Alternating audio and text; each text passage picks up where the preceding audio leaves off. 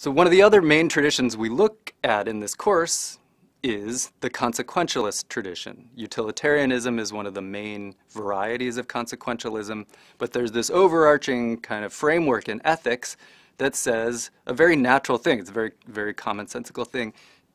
The right thing to do in a given case is the thing that's going to produce the best consequences, or at least the thing that you think reasonably is going to produce the best consequences. And sometimes it's hard to figure out, but you should at least do your best.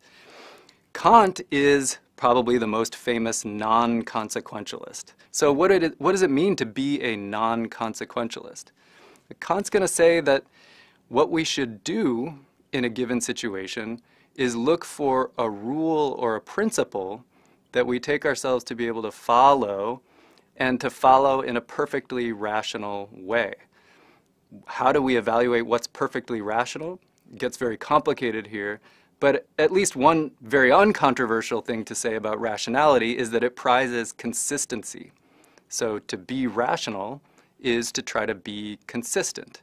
So consider a case of theoretical consistency. If I say, you're sitting here watching me give a lecture, and you're also out walking your dog. That looks inconsistent. And if I insist, no, like you are sitting here watching me give a lecture, and you're out watching your dog, and I guess we have to take into account that you're not watching me give the lecture on your phone while walking your dog, in which case it wouldn't be an inconsistency. It looks like we're violating some kind of law, a law that reason lays down for us. We should be rational. To be reasoning beings is to consider the fact that consistency is a kind of requirement for all of us in empirical and theoretical cases. And what Kant wants to say is that we can take that thought about being consistent and apply it also in practical cases, in moral cases. So what does it mean to be consistent in a moral case? Well, this is also very complicated, but one thing to say is you should will or do something, act on a principle that you take to be something that everyone in your situation could will or could act on. So don't make an arbitrary exception of yourself. Don't say, I can do this, but I wouldn't want everybody else to do that. Or I can maybe cheat a little on my taxes, but of course I don't think everybody else can do that. Or I can snag this thing from the store because nobody's going to notice. And you might even think the consequences aren't that bad, so a consequentialist could say, this might be okay. Kant's going to say, you're making an arbitrary exception of yourself, which is inconsistent. There's nothing importantly different about you that allows you to lie or steal or cheat, and that doesn't allow everybody else who's rational or a person to do the same thing. So to be consistent is to do the kinds of things that you think everyone else in your situation should also do. So when we're trying to be consistent in a practical context, we're looking for a kind of universal law. And sometimes Kant characterizes this as a universal law. He's looking for the most fundamental one, really, and then he thinks that we can generate other more specific ones about what we should do in a given context from the most general one. The most general one he sometimes calls, and you might have heard this term in a Kantian discussion, the categorical imperative. What's the categorical imperative? Well, what's an imperative? An imperative is, a linguist will tell you, is a kind of sentential mood, right? It's a way in which we tell someone else or yourself what to do. You say, go pick up your socks, or go walk the dog, or just walk the dog. That's an imperative. But there are different kinds of imperatives.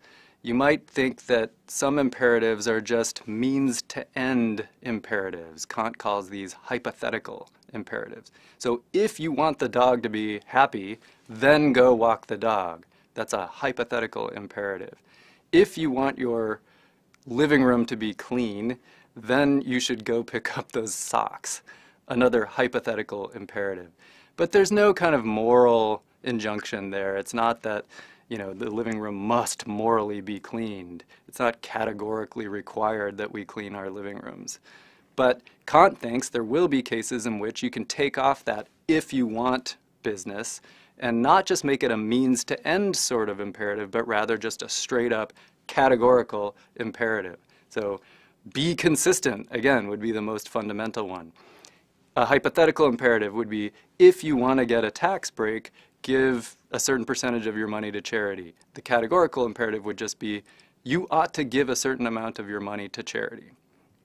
Now, how do you generate a categorical imperative if you're not using means-to-end reasoning? It's important to point out that the categorical imperative, which just says something like, be consistent, don't make an exception of yourself, do the thing that you would want everyone else in your situation to do, isn't saying that you can't make adjustments or sort of respond to new data or even revise your view. So it's not be consistent in the sense of never change your mind or be dogmatic. Actually, Kant is really against dogmatism.